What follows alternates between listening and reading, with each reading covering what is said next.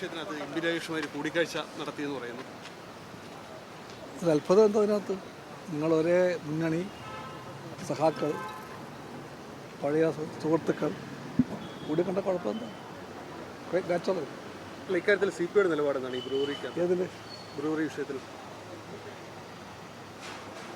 ഞങ്ങൾ വികസന വിരുദ്ധരല്ല. വികസനം വേണം. എന്നാൽ ഏത് വികസനവും കുടിവെള്ളത്തെ മറന്നുകൊണ്ടാകാൻ പാടില്ല.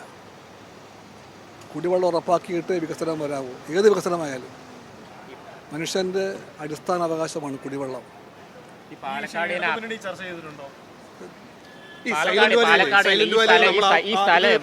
പദ്ധതിയൊക്കെ വന്നപ്പോഴേ താങ്കൾ ഈ ബഫർ സോൺ അടക്കം പ്രഖ്യാപിച്ച് വലിയ വിപ്ലവകരമായ തീരുമാനമെടുത്ത വ്യക്തിയാണ്. കൊക്കോളക്കെതിരെ സമരം ചെയ്തത് ആ സ്ഥലത്താണ്. അവിടെയാണ് ആര് മൗനം പാലിച്ചു?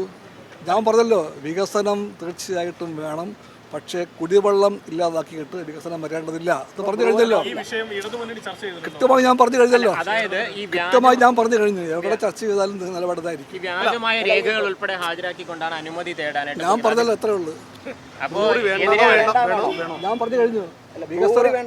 വികസനത്തിന് തീർച്ചയായിട്ടും CPI എതിരല്ല, പക്ഷെ കുടിവെള്ളത്തിന് മറന്നുകൊണ്ട് വികസനം വരാൻ പാടില്ല.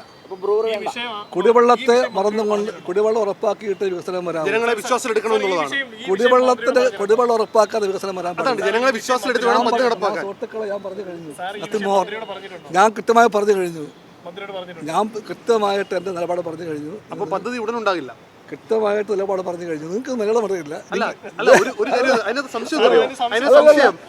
ഈ പാത്രക്കുട പദ്ധതിയിലടക്കം ബഫർ സോൺ അടക്കം പ്രഖ്യാപിച്ച് സഖാവ് വലിയ വിപ്ലവകരമായ തീരുമാനമെടുത്തൊരു വ്യക്തിയാണ്. അപ്പൊ അതിനകത്തൊരു പാരിസ്ഥിതിക അതെല്ലാം ശരിയാണല്ലോ. വിഷയത്തിൽ കുടിവെള്ളം, ശുദ്ധവായു, ഇതെല്ലാം വികസനത്തിന്റെ അടിസ്ഥാന ആവശ്യങ്ങളാണ്. ഇടതുമുന്നണിയിൽ ചർച്ച ചെയ്യേണ്ട ഒരു വിഷയമല്ല ഇത്. അതൊക്കെ നമുക്ക് ആലോചിക്കാം.